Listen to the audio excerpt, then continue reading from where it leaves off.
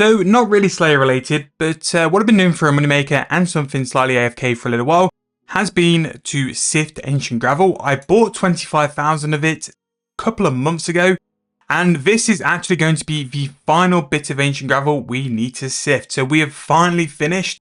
I've probably seshed the 20,000 in 4 days worth of my AFK time, which we've absolutely blown through it, and also got 200k off level 92 mage. So really, really nice. I generally might do that. I have a feeling that the new dig site going to be released is going to be related to Sara because it's that kind of side. Haven Hive with the vampire sort of vibes kind of, I think, links up to the Everlight dig site. So that might be a little bit of an investment plan going forward. Also as well, making Dragonstone necklaces could also be a way to make a little bit of money. I'm going to top up on porters anyway because I think with the new dig site, there is definitely possibilities to make some money with it. But what I'm going to go and do now is take all the material out of my storage, just because I now think it's time to sell a lot of it, really. But again, the Bandos stuff, I'll probably keep. Most stuff in my bank in terms of artifact is going to be Bandos sets. But everything else, I think I could just go and buy if ever we wanted to go and do certain artifacts. So I'll leave Bandos, and then anything sort of spare after that, we can go and throw in. But things like Zerosian Insignia, Imperial Steel, all the Zerosian stuff we have a decent amount from, so I think when I go and sell it, I'm actually going to make a fair bit of profit from it. It was really good to train magic with as well, so it was definitely worth it doing it just for that as well, which is really nice. And yeah, hopefully we can make some money from it. I'll let you guys know what we sort of make from this. I'm going to put it on a Grand Exchange for a little while and basically just sort of like leave it and give it time to go and sell, because there's no point rushing selling archaeology materials.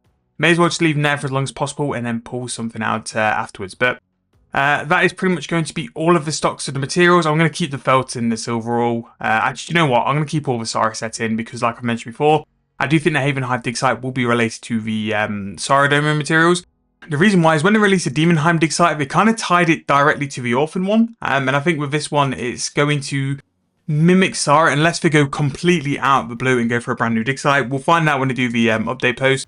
But I think I'm quite confident it's going to be related to Sara. So I'm going to go to a Grand Exchange. Go and check the limits because there's no point just throwing them to instant sell when I could make a lot more money if they're in demand. So I'm going to go and test the buy limits for everything. Then throw them on the Grand Exchange and then leave them to sell. And we'll go and start with our first Slayer task of today. Steel Dragons, not too bad. The reason why I'm taking these is because I can kill them in Curadels. And it shouldn't be too much grief, especially with like some magic and stuff. I'll just sit in the middle of an AFK. And yeah, that's pretty much where we currently are. I do have some other supplies I've bought as well for some AFK money making, some anti-fires, which is what I'm going to focus on in my downtime. So turning those antifires to super antifires, and I've also bought some spirit weed potions, which I might turn into super necromancy. But yeah, now that that's all done, time to go and hop into Slayer. So when you guys all see me next is when we've just finished that Steel Dragon task, and then we can move on to the next one. But as you see here, we managed to buy some pretty cheapish antifires, very cheap on spirit weed potions as well.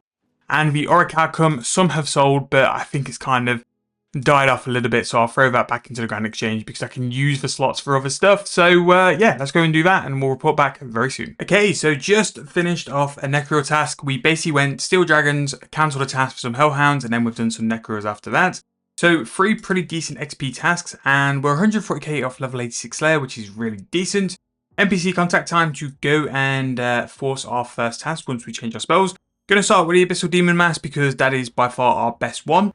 Hopefully Curadel can give us a decent rate on these. Now what I'm going to go and do is actually go and get these at Kona, at Curadel, because I'm going to prefer Abyssal Demons as well. It's going to be investment of about 100-ish points, but I do think over the sort of grand scheme of things, especially now, it's going to be worth it for us because it's going to just give us a chance to get more Abyssal Demons, and that is not a bad thing. Once I get to 100 points, that's when I think we'll try and amend the prefer/block list. But we'll see what we get for a task first. So we're going to get the chance of Bloodveld, Tazars, Abyssal Demons. We're going to go for the Abyssal Demons, 192 there. Now once you've done Smoking Kills, you can then go here and put Prefer Task at 100 points. Abyssal Demons I just think is by far the best shout. At some point I'd like to put Black Demons on as well. And we can just see what other tasks kind of work. I mean, Hellhounds, Great Demons, Gargoyles, those kind of tasks at the minute are really, really good for us. And are going to give us a decent amount of XP as well.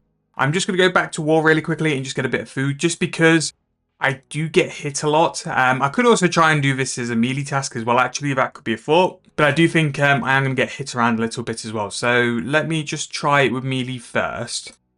But I have a really bad feeling that the melee stats aren't where they need to be, so it might have to be a little stinted fetid zombies. Just get up to like level 80 and then we can go from there as well. But if I just grab some sharks, I've got a decent amount of time on the bunyip. And we can just go and see how we do for this as well. So let's just go and grab some sharks. I'll take a bunyip just in case. And we'll head off. Now, where I've decided to kill him is going to be in Curadel's dungeon. Because I think it's going to offer us the best chance of getting some more Ferocious Rings.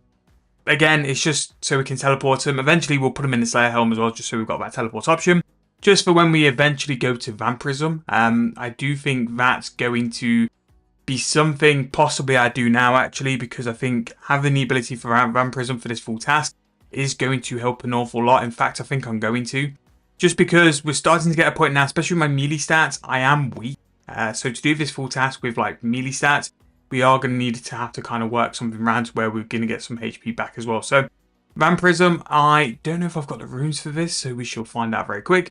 The Grasping Rune Patch as well is quickly going to be something I'm going to consider, I think, because I think it's just going to give us so much more options in terms of just having like a nice clean bank. But we shall see from there. So I'm going to go to the Grand Exchange really quick, just go and get some runes. And yeah, we'll go from there. So that was an incredibly quick task, actually. And I didn't even need Vampirism. I just went normally. One thing which I do think I need, and I've noticed it a few times actually, is we need to do some specs tasks to go and get that ectoplasmator. I think if I had the ectoplasmator at Abyssal Demons, I could just fully AFK. As long as I've got soul splits, I'm regaining my health quick enough, and I can just not pay attention to that task. And it could also be a very valid way to go and train rather than go to fetty zombies as well. So that is definitely something we'll be keeping an eye out for. So because of that, I'm going to go and grab the Helm of Foulness, which is going to be the Spectre Mask. We're going to go do a Spectre task because, again, I just think as soon as we can go and get that ectoplasmator, we can get a massive benefit out of it. So let's go to Curadel. If she's got anything better, we'll definitely take that. But at the minimum, we'll go and take a Spectre's task. So we're going to go and take the basic one, which we're going to get originally, which means we can just go and skip for another Spectre's task afterwards. That's actually really nice because it just means we can have another chance to go and get Plasmator.